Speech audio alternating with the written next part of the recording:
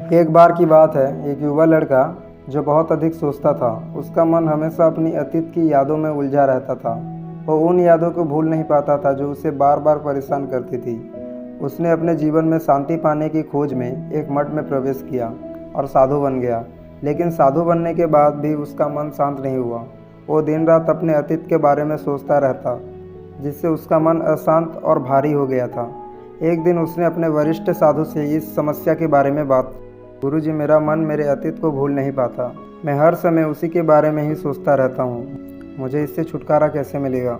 वरिष्ठ साधु ने उसकी बात ध्यान से सुनी और मुस्कुराते हुए कहा, बेटा, तुम्हें इस सवाल का जवाब पाने के लिए पहाड़ पर जाना होगा। वहाँ एक बुद्ध साधु रहते हैं जो बहुत ज्ञानी है। उनसे ये सवाल पूछो, वो तुम्हें रास्ता दिखाएंगे। युवा साधु ने अपने गुरु की बात मानी और पहाड़ की ओर चल पड़ा। रास्ता कठिन था, लेकिन वो दृढ़ निश्चय के साथ आगे बढ़ता गया। कई घंटों की यात्रा के बाद वो उस वृद्ध साधु के पास पहुंचा, जो एक गुफा में ध्यान मग्न बैठे थे। उनकी शांत और गहरी आंखों में एक अनोखा प्रकाश था। युवा साधु ने उनके सामने सिर झुकाया और अपनी समस्या बताई। उसने कहा, महात्मा, मेरा मन मेरे अतीत की यादों में उलझा रहता है। मैं उसे भूल नहीं पाता। कृपया मुझे बताए, मैं इससे मुक्ति कैसे पाऊं? वृद्ध साधु ने उसकी बात सुनी और कुछ देर तक चुप रहे। फिर उन्होंने शांत स्वर से कहा, युवक, मैं तुम्हें जवाब दूंगा, लेकिन पहले तुम्हें एक काम करना होगा। यहाँ से नीचे उतरो और वहाँ से एक बड़ा पत्थर उठाकर मेरे पास वापस लाओ। युवा साधु को ये आज्ञा अजीब लगी, लेकिन उसने वृद्ध साधु की बात मानने का निश्चय किया। वो पहाड़ से नीचे उतरा और वहाँ एक भारी पत्थर देखा।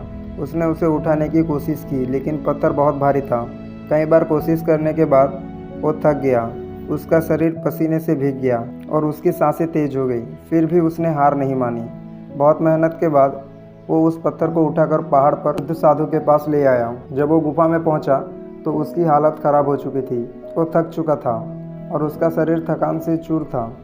उसने पत्थर को वृद्ध साधु के सामने रखा और गुस्से में पूछा, महात्मा, ये क्या था? आपने मुझे इतना भारी पत्थर क्यों उठाने को कहा? इसकी क्या ज़रूरत थी? मेरी हालत खराब हो गई। बुद्ध साधु ने शांत भाव से उसकी ओर देखा और कहा, बेटा, मैंने तुमसे पत्थर उठाने को कहा था, लेकिन क्या मैंने तुमसे कहा कि उसे कितना देर तक उठाए रखना है?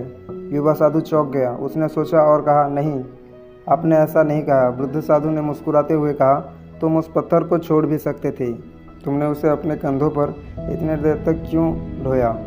ये तुम्हारी पसंद थी कि तुम उसे लेकर आए। ठीक उसी तरह तुम्हारा अतीत भी एक पत्थर की तरह है। तुम उसे अपने मन पे लादे हुए हो। तुम उसे छोड़ सकते हो, लेकिन तुमने उसे पकड़ा रखा है। जब तक तुम अपने अतीत को छोड़ने का फैसला नहीं करोगे, तब तक तुम्हें सुख और शांति नहीं मिलेगी।